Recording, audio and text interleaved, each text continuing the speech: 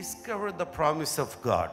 దేవుని యొక్క వాగ్దానాలను మనం ఏ విధంగా కనుగొనాలి? ఇంకా దేవుడు మారడు, ప్రభువు మారడు, వాగ్దానము మారదు. ఆమేన్.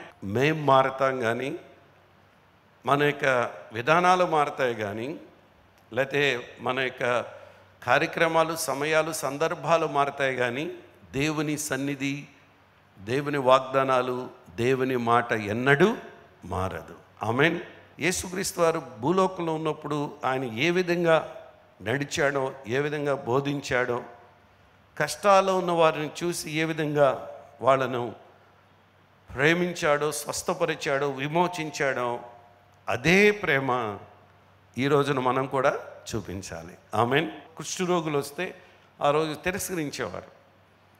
అలాగే రకరకాలుగా అంటరాని వాళ్ళని, సమరయులని, లేకపోతే మరొకటని, అన్యులని, ఇలా రకరకాలుగా ఉన్నప్పుడు పేదలని, ధనవంతులని, ఇలా రకరకాల పరిస్థితులు వచ్చినప్పుడు ప్రభు వాళ్ళ దగ్గరికి వెళ్ళి వాళ్ళను ప్రేమించి వాళ్ళ పట్ల ఆయన గొప్ప స్వస్థతలు, అద్భుత కార్యాలు చేశాడు.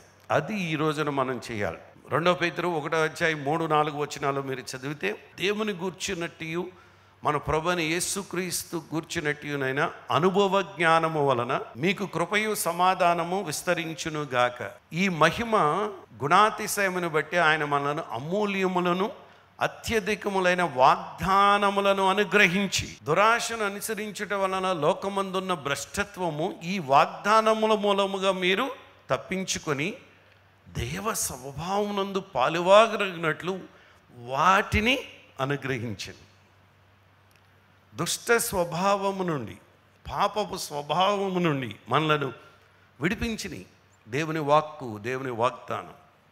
అందుకని మనకు ఇప్పటి వరకు దేవుడిచ్చిన అమూల్యములను అత్యధికములైన వాగ్దానాలు. ఇది ఎటువంటిదంటే జీవితాన్ని మార్చే దేవుని వాగ్దానాలు ఇవి. ఏదో ఒక వాగ్దానం ఇచ్చేసి, ఏదో ఒక ప్రామిస్ చెప్పేసి, అబ్బో ప్రొఫెటిక్ వర్డ్ చెప్పేసి వెళ్ళిపోవటం కాదు. జీవితాలు మారాలి.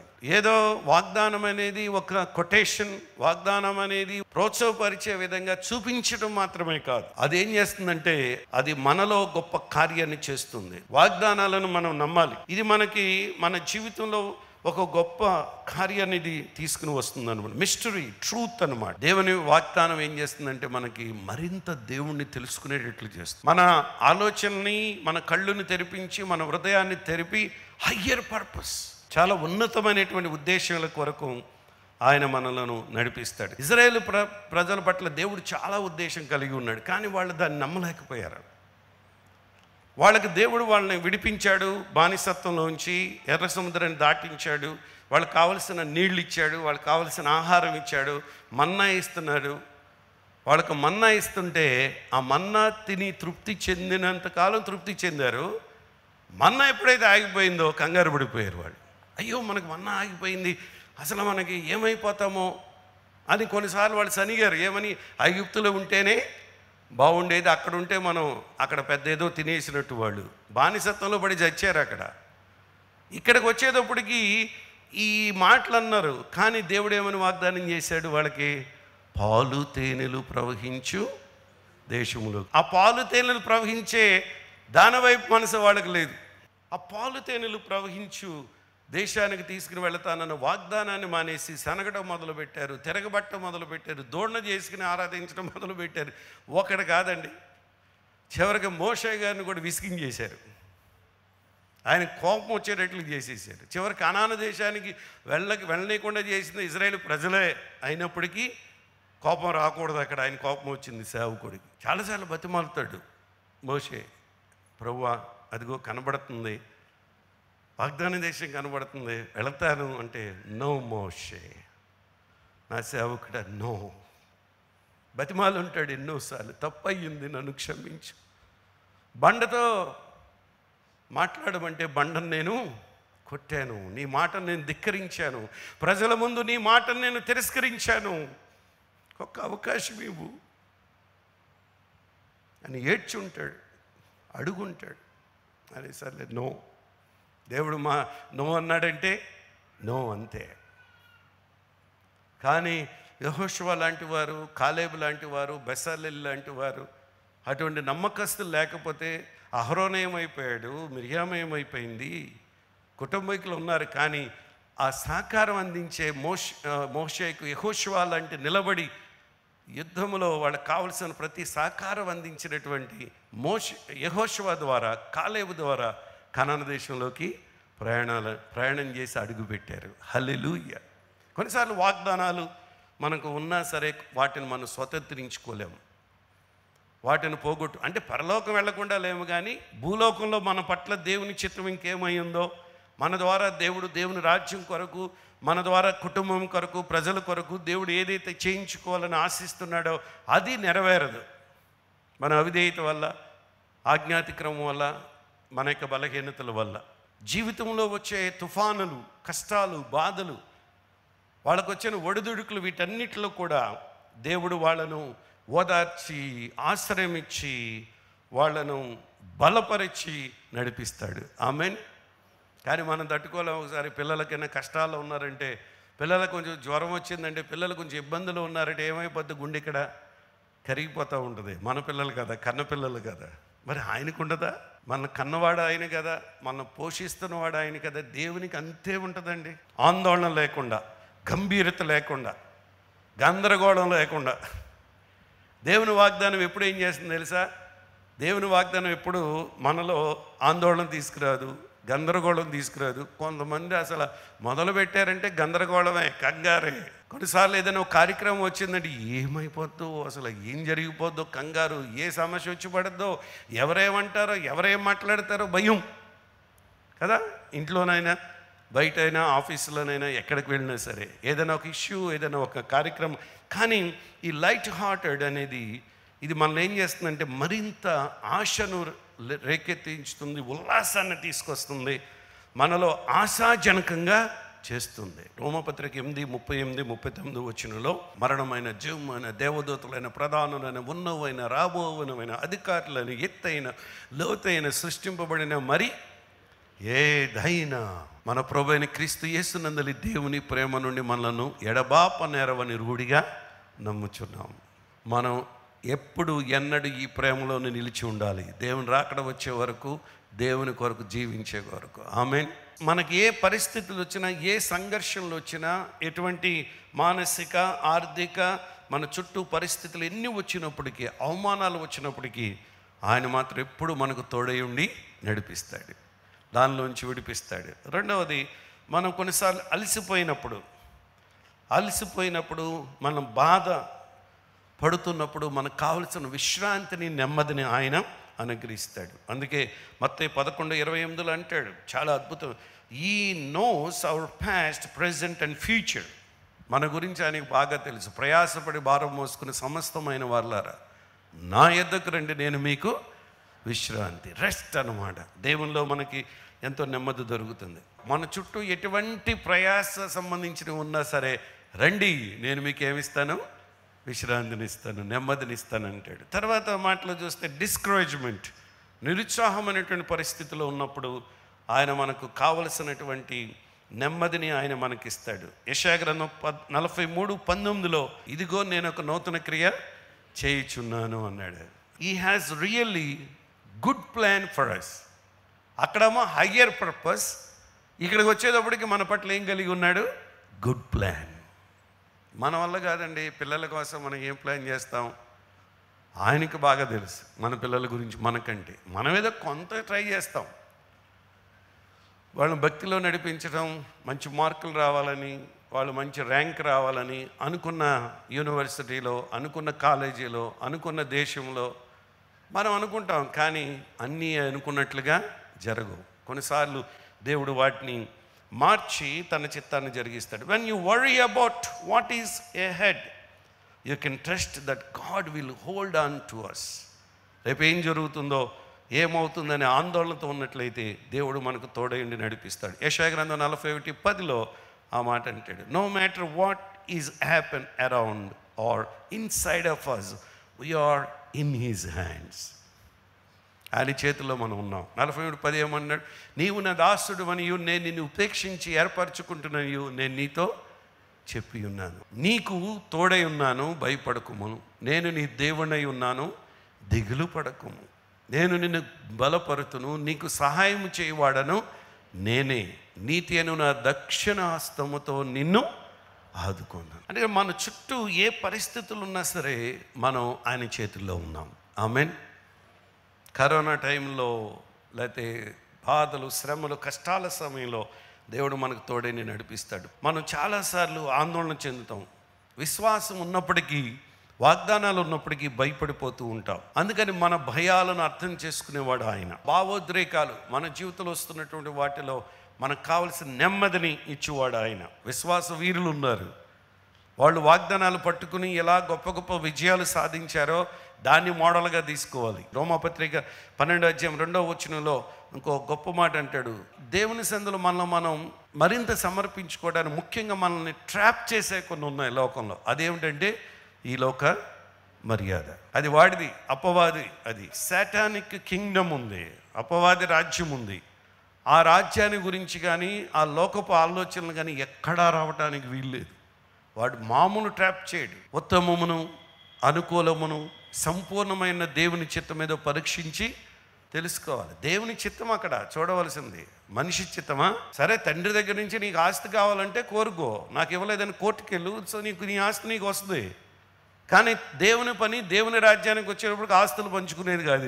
ఇదేమిటి? ఇది దేవుని చిత్తం. ఆ తండ్రి చిత్తం జరగాలి ఇక్కడ. ఆ తండ్రి చిత్తం జరగాలంటే ఒక్కట కూడా మనం ఏది ఆశించకూడదు. అది చూడండి, దేవుని పని, దేవుని రాజ్యానికి వచ్చిన మాత్రం దేవుని పని కొరకే మనం దాన్ని వినియోగిస్తూ దేవుని చిత్తమును నెరవేర్చవలసిన వారమైనాం. మనల్ని ట్రాన్స్ఫర్ చేసేది, మనం మార్చేది, రూపాంతరం తీసుకొచ్చేది ఎవరు? దేవుడు. దేవుడు మార్చాడో లేదా? నేను మారిపోయాను, నాలో మార్పు వచ్చింది, నువ్వు ఎన్నడూ మారినట్టు కాదు.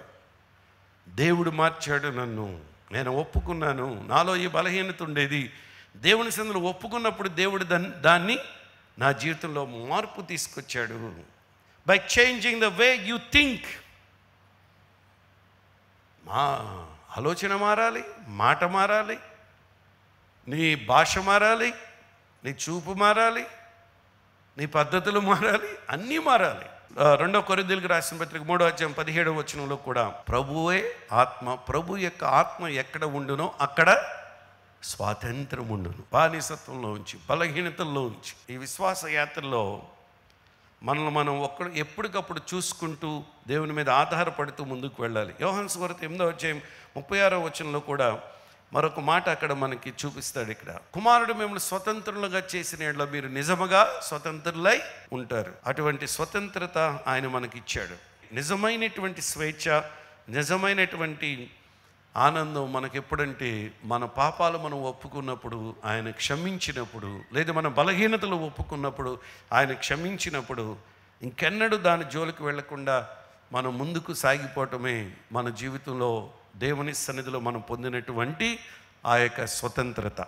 కొంతమంది స్వాతంత్రం, నాకు ఫ్రీడమ్ వచ్చింది, నేను విడుదల పొందాను అంటారు, కానీ బలహీనతలు మార్చుకోరు. అందుకని మనం అప్పుడప్పుడు ఏం చేయాలంటే దేవుని సన్నిధిలో మనం పొందినటువంటి ఆధ్యాత్మిక స్వేచ్ఛను మనం తిరిగి ఏమంటారు, ఇది రీక్లెయిమింగ్ అనమాట.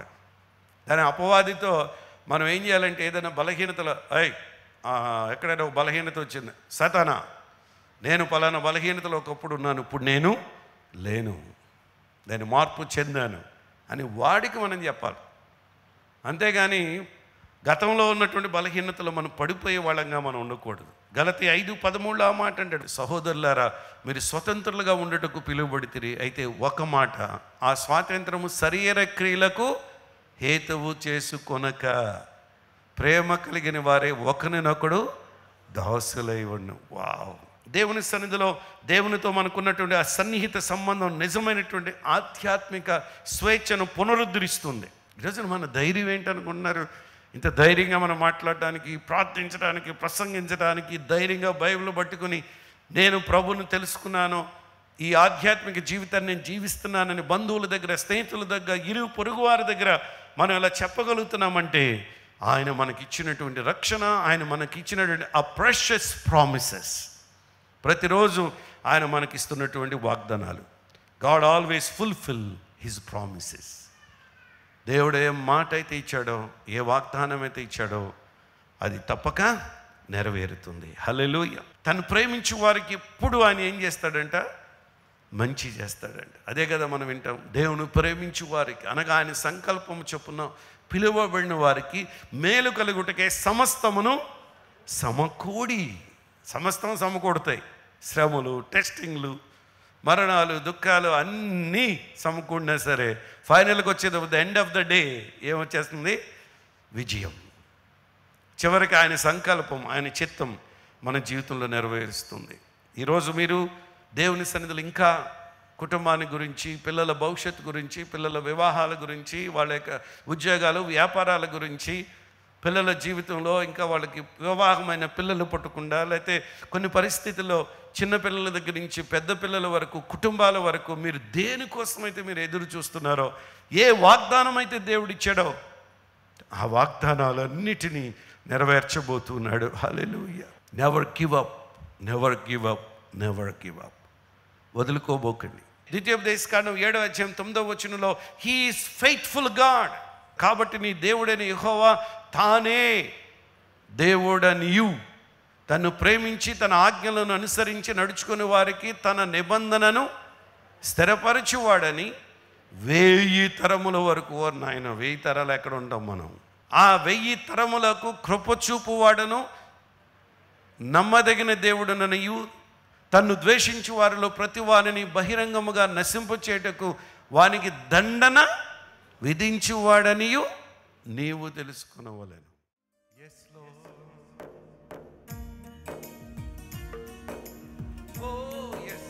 నీ వాగ్దానం నమ్మదగినది.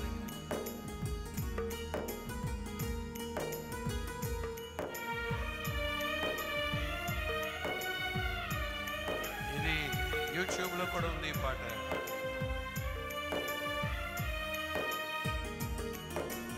నీ వాగ్దానం నమ్మదగినదై నన్ను నిత్యము ఆదరించుచున్నది. నీ వాత్సల్యం వీడదగనిదై నన్ను నిత్యము సేద తీర్చుచున్నది. అది వేదమై సునాదమై రాగమై అనురాగమై సంతోషపు జల్లులలో తడుపుచున్నది. సంతోషపు జల్లులలో తడుపుచున్నది. పరవశమే, బహు పరవశమే యేసయ్యా, నీతో జీవితం సుందరమే సుమధురమే. యేసయ్యా, నీతో సహవాసం. నీ వాగ్దానం నమ్మదగినదై నన్ను నిత్యము ఆదరించుచున్నది. Yes, Lord.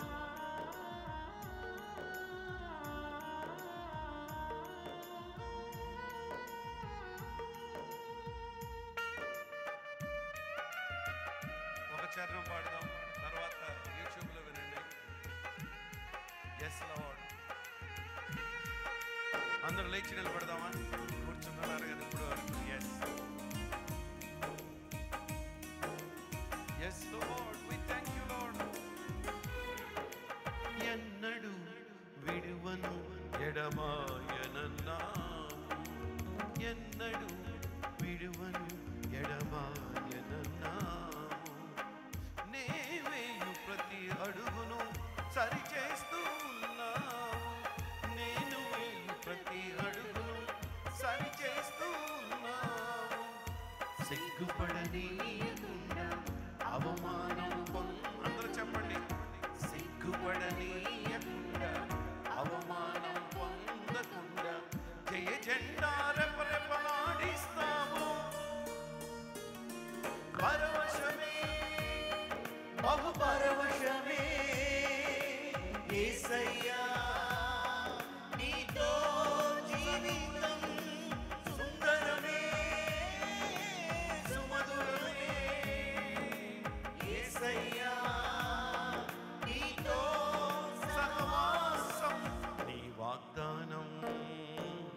నమ్మదగినదై నన్ను నిత్యము ఆదరించుచున్నది. నీ వాత్సల్యం వీడదగనిదై నన్ను నిత్యము సేద తీర్చుచున్నది. అది వేదమై సునాదమై రాగమై అనురాగమై సంతోషపు జల్లులలో తడుపుచున్నది. సంతోషపు జల్లులలో తడుపుచున్నది. పరవశమే బహు పరవశమే యేసయ్యా నీతో జీవితం సుందరమే సుమధురమే. యేసయ్యా నీతో సహవాసం. నీ వాగ్దానం నమ్మదగినదై నన్ను నిత్యం ఆదరించుచున్నది. నీ వాత్సల్యం వీడదగినదై నన్ను నిత్యం తీర్చుచున్నది. చివరిగా నీ వాగ్దానం నమ్మదగినదై నన్ను నిత్యము ఆదరించుచున్నది. నీ వాత్సల్యం వీడదగనిదై నన్ను నిత్యము సేద తీర్చుచున్నది. నీ వాగ్దానం నమ్మదగినదై నన్ను నిత్యము ఆదరించుచున్నది. నీ వాత్సల్యం వీడదగనిదై నన్ను నిత్యము సేద తీర్చుచున్నది. అవునయ్యా, దైవజనుల ద్వారా మాతో మాట్లాడినవి ఈ సంవత్సరాలన్నిటిలో వాటిని గుర్తు చేసుకుంటే ఆ మాటే, ఆ వాగ్దానమే, ఆ మాటలే మమ్మల్ని ఆదరించాయి. మరణాలు కుటుంబాల్లో వచ్చినప్పుడు, దుఃఖాలు వచ్చినప్పుడు, ఆర్థిక ఇబ్బందులు వచ్చినప్పుడు, సమస్యలు వచ్చినప్పుడు, అవమానాలు, అగచాట్లు, నిందలు, బాధలు మన చుట్టూ ఎన్ని వచ్చాయో వాటన్నిటిలో మమ్మల్ని ఆదరిస్తూ సేద తీర్స్తూ ఈ రోజున సంతోషము, ఆనందము లోపల ఉన్నప్పటికీ కూడా మరొక ప్రక్కన ఎంతోమంది వాగ్దానాలు నెరవేరక, మాట నెరవేరలేదు, ప్రవచనం నెరవేరలేదని ఎవరైతే ఆందోళన చెందుతున్నారో వారి పట్ల నువ్వు మాట్లాడని నీ వాక్కు, నీ మాట, నీ వాగ్దానం, నీ ప్రవచన వాక్కు నెరవేర్చయ్యా. వాళ్ళని ఆదరించయ్యా, వాళ్ళని సేద తీర్చు నాయన. ఏది జరగాలని, ఏది జరుగుతుందని, ఏ మాట అయితే నువ్వు ఇచ్చావో ఆ నెరవేర్పు, ఏ వాగ్దానం అయితే నీవు ఇచ్చావో ఆ నెరవేర్పు లేదు. వారి జీవితంలో ఏది జరగాలని ఎదురు చూస్తూ ఉన్నారో, నీకోసం ఆశతో ఎదురు చూస్తున్నారో, నీకోసం వాళ్ళు, నీ మాట కోసం, నువ్వు జరిగే కార్యము కోసం, స్వస్థత కోసం, విడుదల కోసం, వారి జీవితంలో జరగవలసింది ఏదైతే, దేనికోసమైతే ఎదురు చూస్తున్నారో అది నెరవేర్చి వాళ్ళని ఆదరించి ధైర్యపరిచి వాళ్ళని సేద తీర్చి ఉల్లాసపరచు నాయనా. నీ కొరకు వాళ్ళని సాక్షిగా వాడుకో నాయనా. ఆ కార్యాన్ని జరిగించమని వేడుకుంటున్నాం. మా కుటుంబాలలో, మా పిల్లల జీవితాల్లో ఏ వాగ్దానం అయితే ఇచ్చావో, ఏ మాట అయితే ఇచ్చావో వాటిని నెరవేర్చయ్యా. మా పిల్లలు, మా కుటుంబాలు, సమాజంలో ఉన్న వాళ్ళకని ఎవరైతే ఈరోజు నీ మాటలు విన్నారో, ఎవరైతే నీ సన్నిధిలో నిలబడ్డారో, నీ సన్నిధికి వచ్చి ఏ ప్రార్థన అయితే చేశారో, ఏ వాగ్దానం అయితే నీవు ఇచ్చావో అవన్నీ నెరవేర్చి పంపించమని యేసు అతి పరిశుద్ధ నామములో ప్రార్థిస్తున్నాము తండ్రి. ఆమేన్.